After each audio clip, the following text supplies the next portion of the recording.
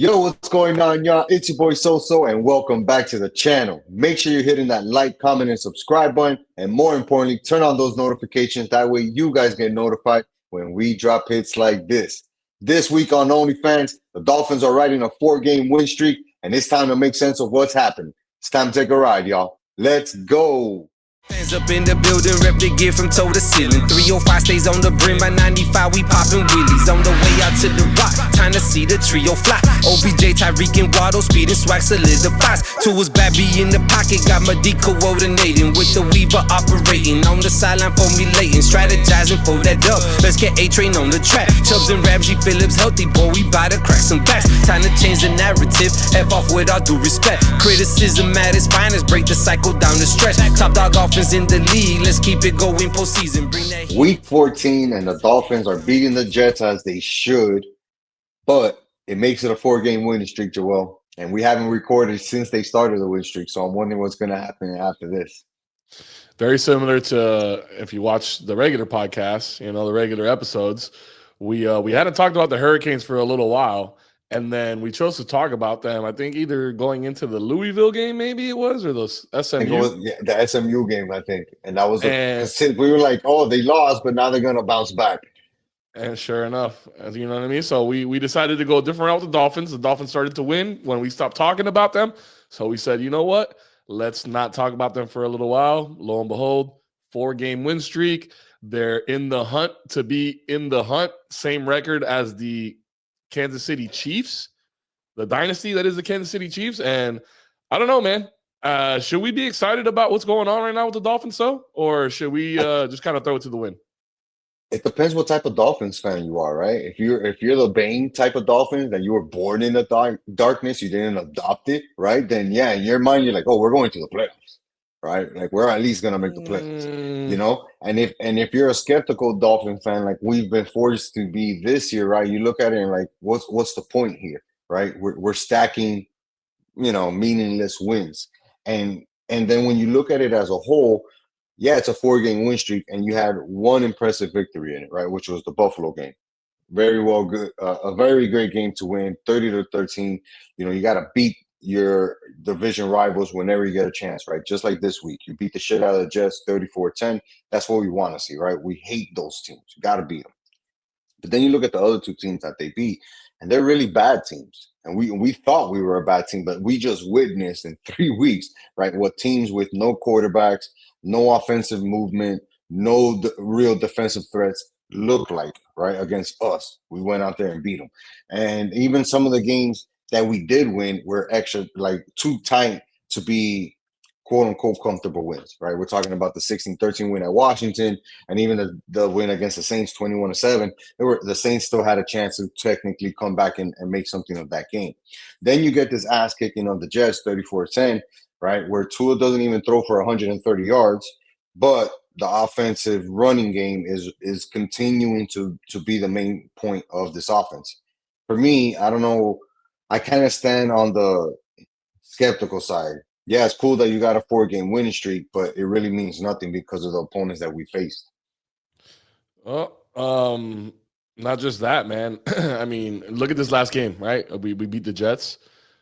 Who was their quarterback? Brady Cook. You know what I'm saying? Like, I hate to be that guy, but like even Justin Fields, who got benched, was already declared out before the week. So we knew going into that game, what we were going to be facing pretty much.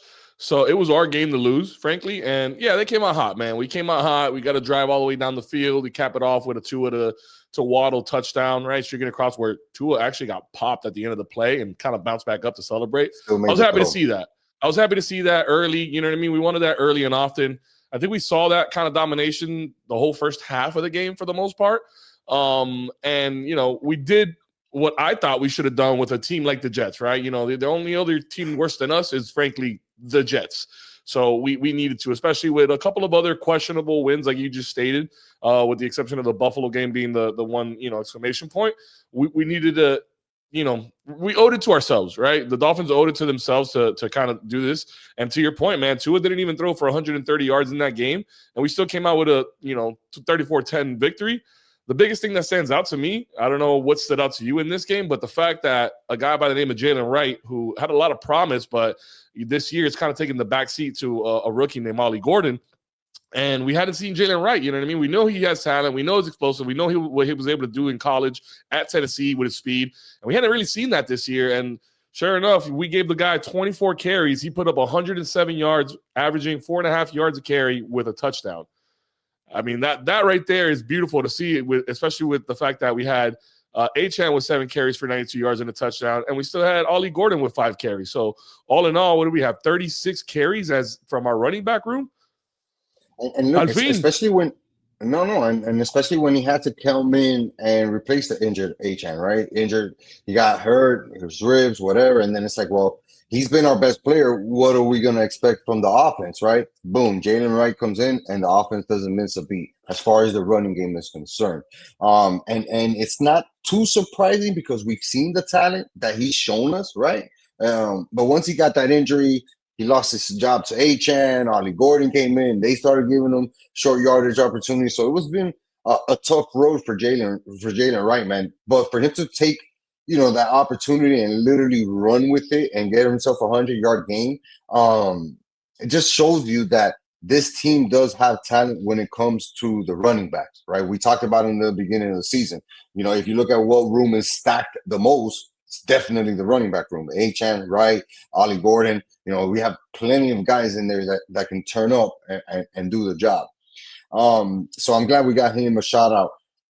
But it also shows me, right, like this could be the way that the Dolphins build themselves moving forward, right? Where they say, man, let's not focus so much on the receiving game, right? Let's go ahead and put an emphasis on the running game and see if that's the easier way to get our quarterback to make easier throws, to get our wide receivers to get first downs, and to get the ball into the hands of our best playmakers.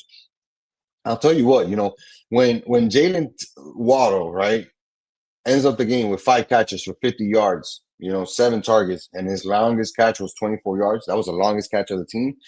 Yeah, anybody can point to that and say, hey, this is a limited offense. True. But it works for the Dolphins because it emphasizes what they're good at, running the ball. It's Achane, it's Wright, it's Gordon. We're good at running the ball. We're not great, right? We're not a top 5, top 10 rushing team right now. Maybe top 10 just off the strength of Achane. But it hasn't been an emphasis of the game plan offensively. And I think that these few weeks have shown us, even in the Buffalo game, man, where we were able to run the ball on them and really, give Achane a chance, 22 carries for 107 yards, 174 yards. Those are the things that I look at and I'm like, that's the brand of football that I want to see played here, right? And maybe this is the future of what is going to happen here for the Dolphins, because I can't see us going back to that run and gun style. Not after this shit is working. It's just it's fun when it's clicking, but it's too dangerous when it's not. In terms of we expose Tua to many things, to too many things, meaning injuries or broken plays or high-level decisions that he might not be capable of making after one too many concussions, whatever the case may be.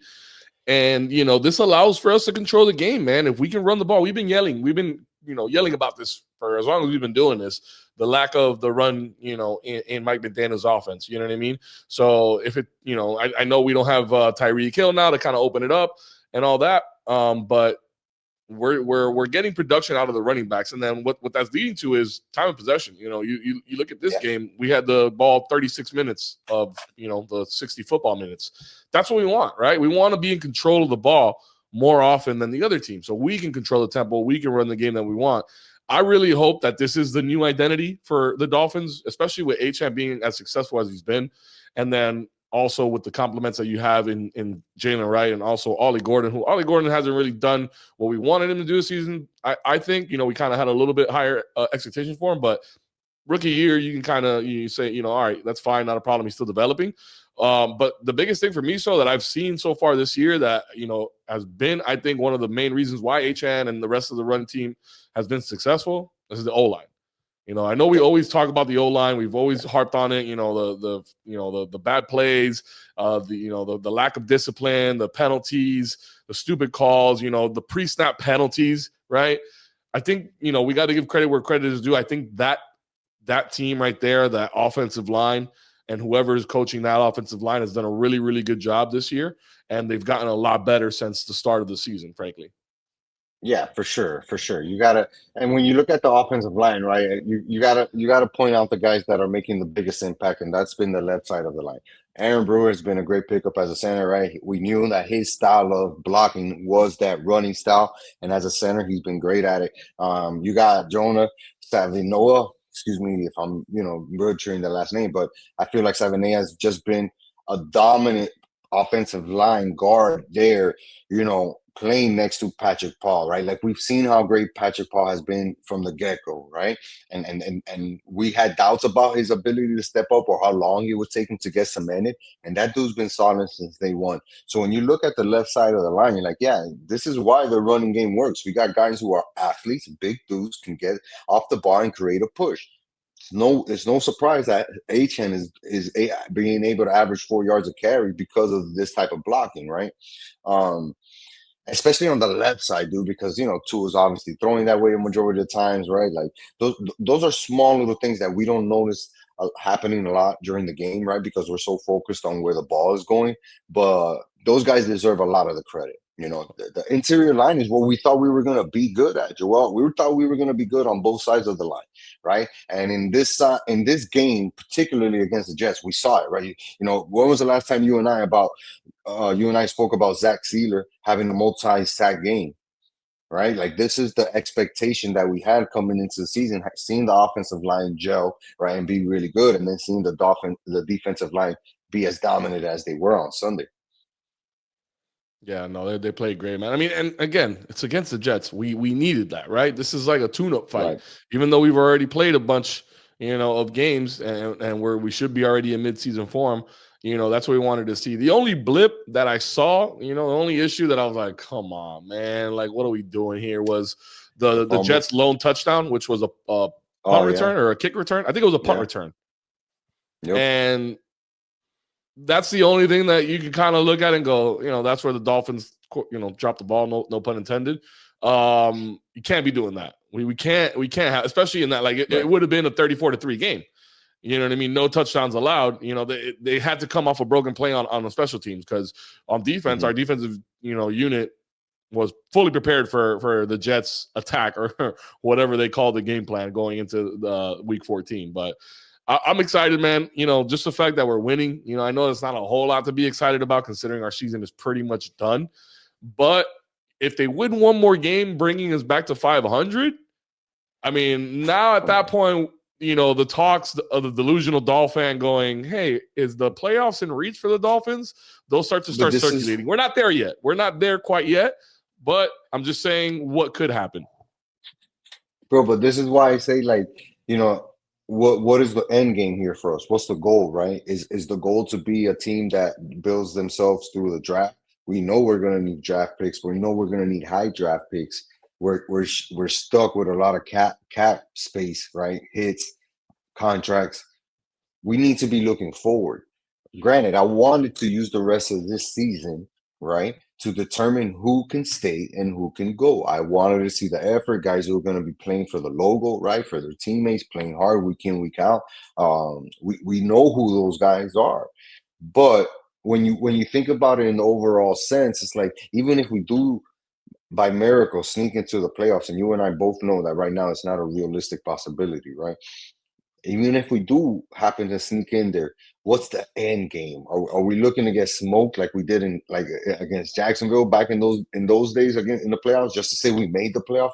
Like, I'm not trying to do that. I'm trying to see this team become a competitive team in every single aspect: preseason, regular season, playoffs. Like that's where I envision this team going. So to stretch it out to say, oh yeah, we're gonna make it because we're on a 4-game winning streak. We also got to look at who we're playing. Right, like we said, we got 3 games in a row against 3 bad teams that are hurt, broken, and completely checked out for the rest of the season. It's easy to win those games, right? But now, you're looking forward to next Sunday at Pittsburgh. It's going to be 17 degrees out there, possibly snowing. Monday night, like, yeah, it's going to be cold as hell. 17 degrees, snow, windy.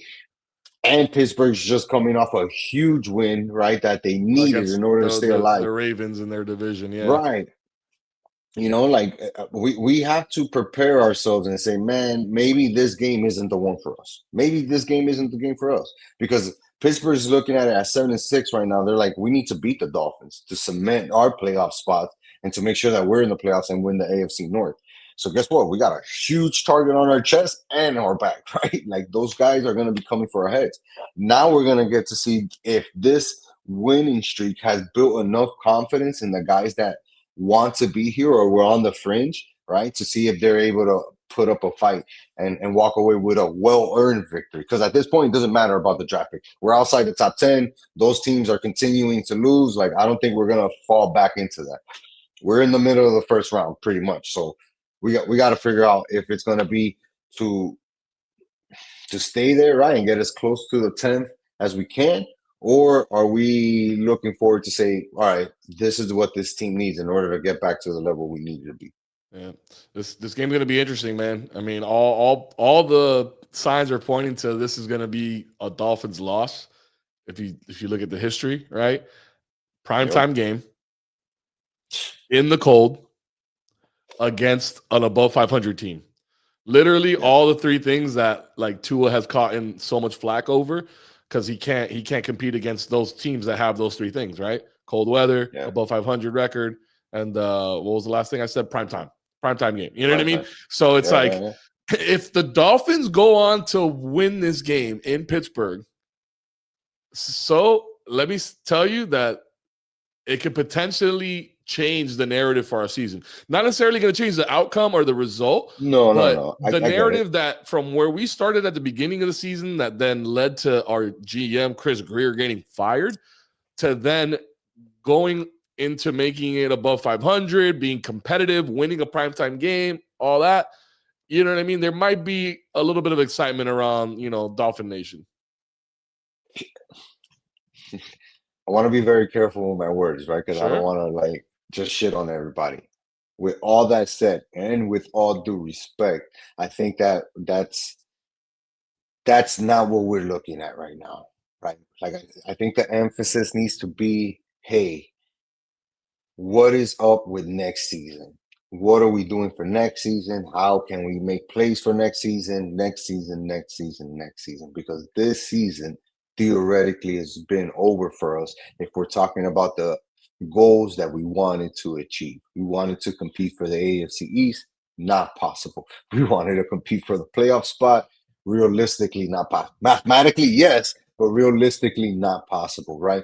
We wanted to be one of the better teams in prime time and have a huge be one of the better offenses and defenses. Has not happened. So all these things that we were aiming at that were our goals, not us like you and I, right, or the fans, these guys, right, and we're not at any of them. I think the writing's on the wall.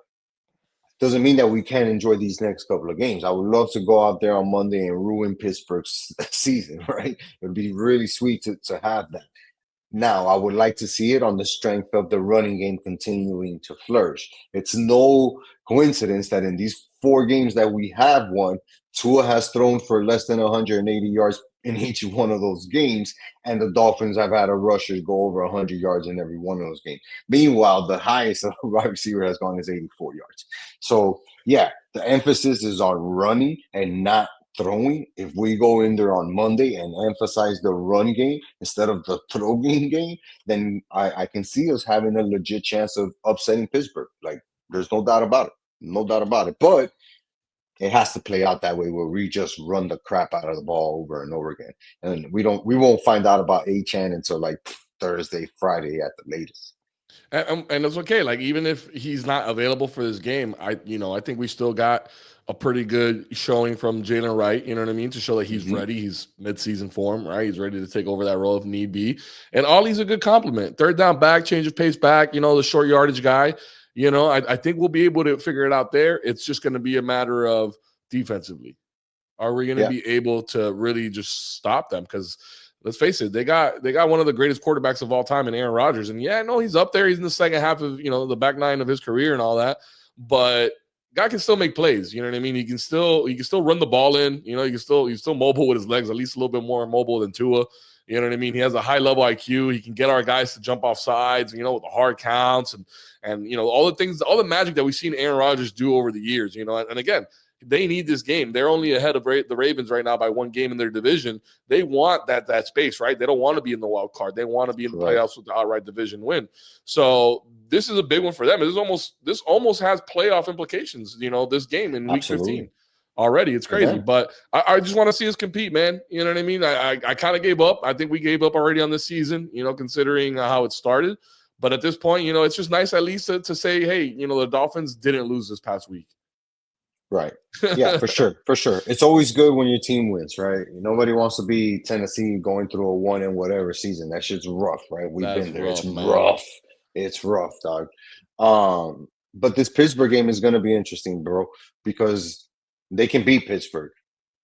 If the Dolphins play well, they can beat Pittsburgh, and vice versa. Pittsburgh is a very dangerous team. You know, if they can keep Aaron Rodgers standing up, he's going to find a way to deliver the ball. A guy threw for 284 yards against the Ravens. You know what I mean? There's no doubt in my mind that he can possibly do that to us, especially if he's at home. One thing that will determine this game, you and I both know, is the defensive line play. Right? If our defensive line can get after Aaron and sack him a couple of times early or just pressure him often, then I think that might be able to change his tempo enough to make him a little bit offbeat when it comes to those throws. But I think it's really going to turn into a battle of the running game. You know, when it's cold weather, windy, hard, you know, usually those games tend to become, you know, who can run the ball better. And that person ends up having, or that team ends up having a better chance to win. So hopefully it's the Dolphins on Sunday, because it would be crazy to see these guys go on a 5-game winning streak when everybody pretty much turned off the TVs when it came to the market. Absolutely. They'll be turning them back on when they hear that 5-game win streak for the Dolphins. Didn't they fire their GM? Yeah. You know? So, but another side note too, going to be a reunion. Jalen Ramsey, Minka Fitzpatrick, you know? Yep. Last time Jalen Ramsey saw Dolphins, he was in a Dolphins uniform and Minka was in a Steelers uniform. So this is a little bit of a, you know, homecoming for both those guys, I guess, you know, facing their old teams.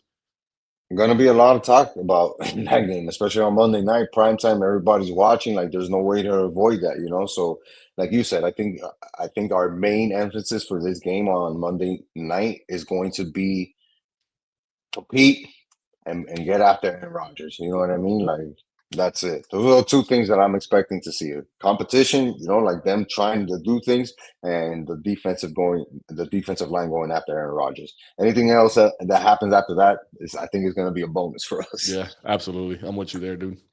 That's 4 games left, man. We got Pittsburgh, Cincinnati, Tampa Bay at home, and then last game, you know, flex game against New England, division leader New England, to end the season, dog.